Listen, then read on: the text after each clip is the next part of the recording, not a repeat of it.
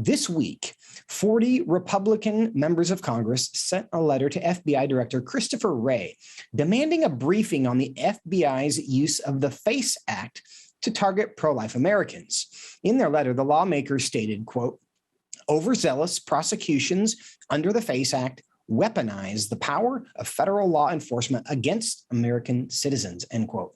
They concluded, quote, "It is clear that congressional scrutiny of the FBI's use of the Freedom of Access to Clinic Entrances Act is needed," end quote. Based on what we've seen in recent weeks, such as the 11 pro-life advocates indicted in Tennessee, is there any doubt that the FACE Act is not being applied as Congress intended? Joining me now to discuss this and more is one of the signers of the letter. It's U.S. Representative Andy Biggs. He's a member of the House Judiciary Committee and the House Committee on Oversight and Government Reform. He represents Arizona's 5th District. Congressman Biggs, welcome back to the show. Thanks, Joseph. Good to be with you.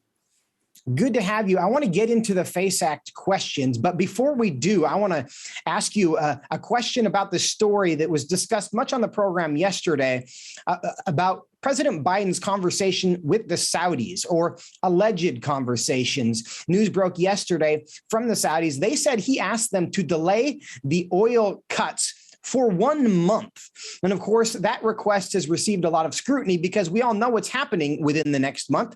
That is an election, which raises a lot of questions about whether President Biden didn't go to the Saudis to essentially solicit a campaign contribution by delaying these cuts so gas prices wouldn't go up.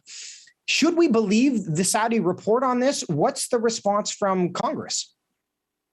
Well, I know I can accept it pretty easily, quite frankly, because we saw the same thing 2 years ago with the suppression of the Hunter Biden computer, where the FBI ostensibly went to Facebook, according to Mark Zuckerberg, and said suppress the Hunter Biden laptop and other stories.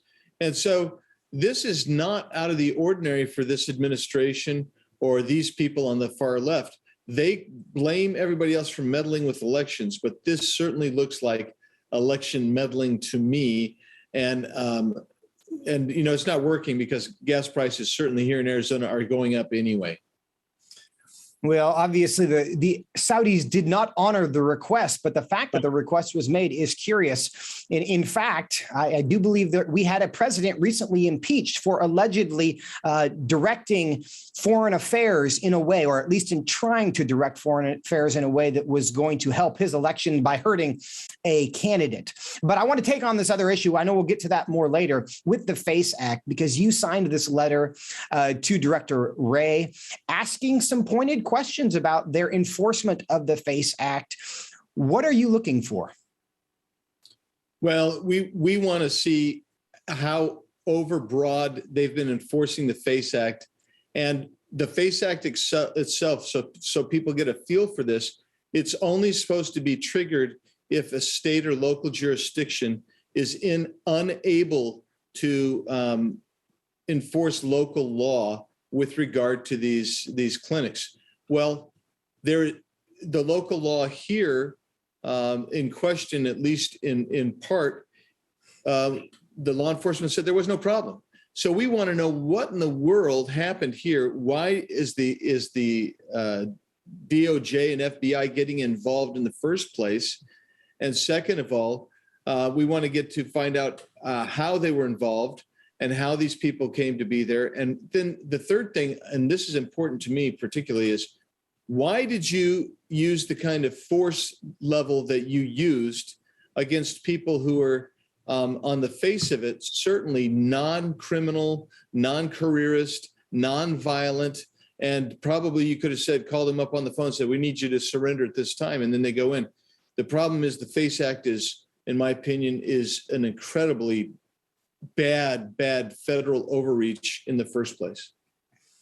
Well, and there is evidence on the record of that Representative Schroeder from Colorado, who is a Democrat, who was a sponsor of the FACE Act, said on the floor of the House of Representatives during the debate for this legislation that it should only be used if there is reason to believe that the local authorities are not handling it. Now, there are 4 specific cases in which the Department of Justice has tried to enforce the FACE Act very recently against pro-life advocates. In all 4 of those cases, local authorities were aware of the situation. They had responded to them. In 3 of the 4, they declined to press any charges, even misdemeanor charges.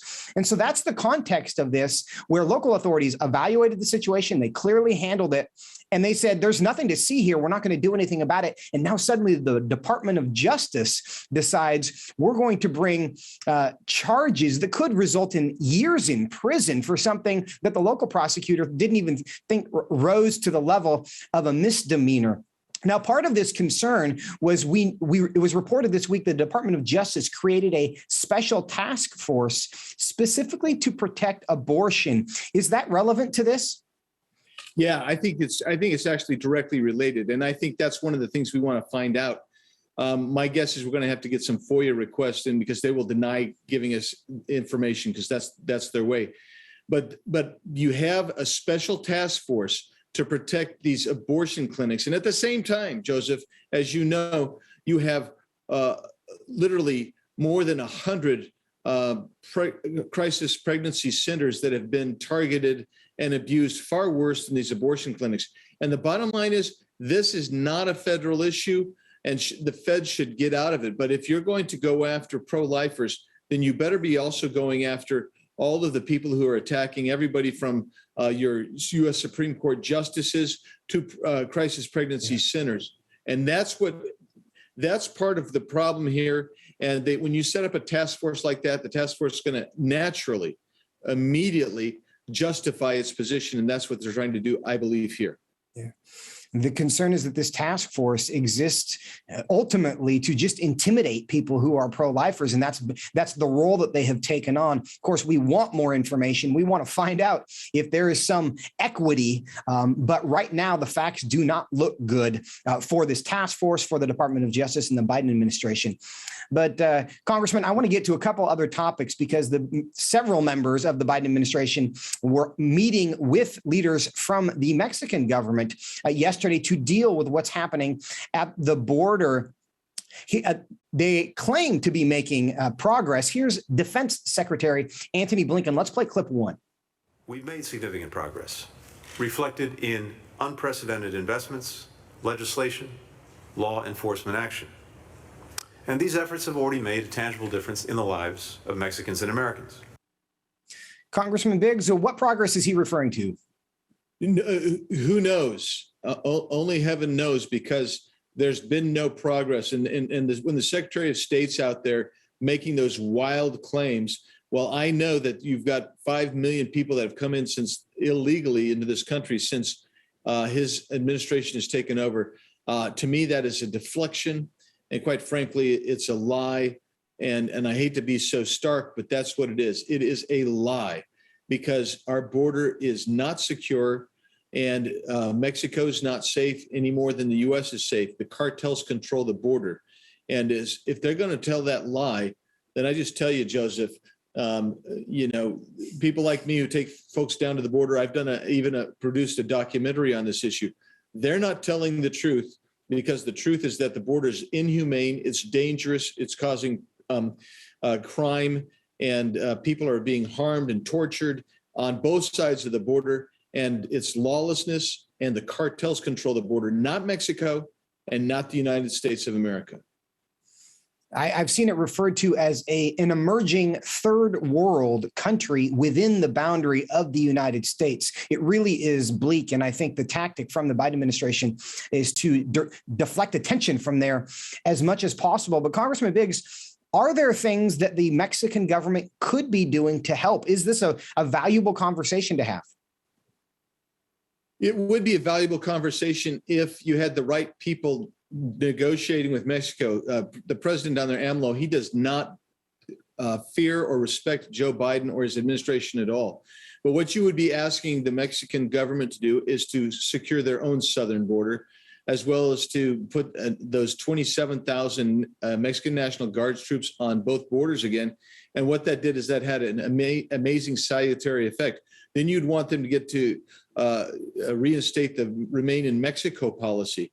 And if you did that, those two policies in and of themselves would drastically reduce. And then you throw in things like Title 42 and build the border fence still. And you could actually bring this thing under control in just a matter of a few months, but not when our administration wants an open border. And the Mexican government is not afraid of any action being taken against them for their participation and facilitation of the open border that's happening in the United States today. Secretary of Homeland Security Alejandro Mayorkas was also part of this event. Here's what he had to say about those who will enter illegally. Clip 3, those who attempt to cross the southern border of the United States illegally will be returned. Those who follow the lawful process we announced yesterday will have the opportunity to travel safely to the United States and become eligible to work here. Congressman Biggs, that seems reasonable in about 30 seconds. Is that a new policy? It is, because he's talking specifically about 27,000 Venezuelans. That's who he's talking about. But everybody else gets to come in anyway. So it's just hokum on the part of Secretary Mayorkas. He needs to go. He should either resign or be impeached. Well, Congressman Biggs, we are going to continue to discuss this with you because it is a looming issue in the election. And I know in your state in particular, we're all curious to see how much this is in the mind of voters as they go to cast their ballots this November. Thanks so much for being with us today. Joseph, thanks so much.